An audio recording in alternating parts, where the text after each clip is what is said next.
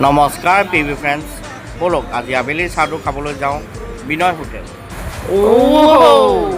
এইখন কিন্তু সেইখন বিনয় হোটেল নহয়, গতিকে এড্ৰেছৰ কাৰণে চাই থাকক টিভি ব্লগ। বিনয় হোটেললৈ সোমাই যোৱাৰ লগে লগে দেখিব আপোনালোকে তাৰ চৌকেছত সজাই থোৱা ধুনীয়া ধুনীয়া লোভনীয় ৰং বিৰঙী মিঠাই। মুঠতে খোৱা বস্তু বহু, এফালে যদি চিপছ, আনফালে আকৌ দৈ, আইচক্ৰীম আৰু ক'ল্ড ড্ৰিংক। আৰু পোষ্টাৰ হিচাপে ওলমাই থোৱা এয়া হ'ল তেওঁলোকৰ মেনু। বহাৰ লগে লগে আনি দিলেহি মোৰ চাহ আৰু চিঙৰা। এয়া প্লেটতে ঢালি ল'লোঁ অলপমান চচটো ঢালোঁতেই মোৰ ভতিজাটোলৈ মনত পৰিল। চিঙৰাটোত অলপমান চচ লগাই এক কামোৰ মাৰিলোঁ, তাৰপিছত আকৌ চাহ এটুপি খালোঁ।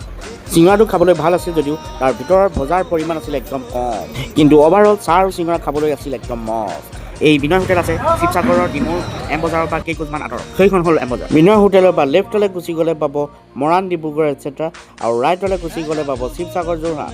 আকৌ অহা শনিবাৰে বেলেগ ঠাইৰ বেলেগ খানা টেষ্ট কৰিবলৈ আজিয়ে ছাবস্ক্ৰাইব কৰক PV blog. Tata, bye bye.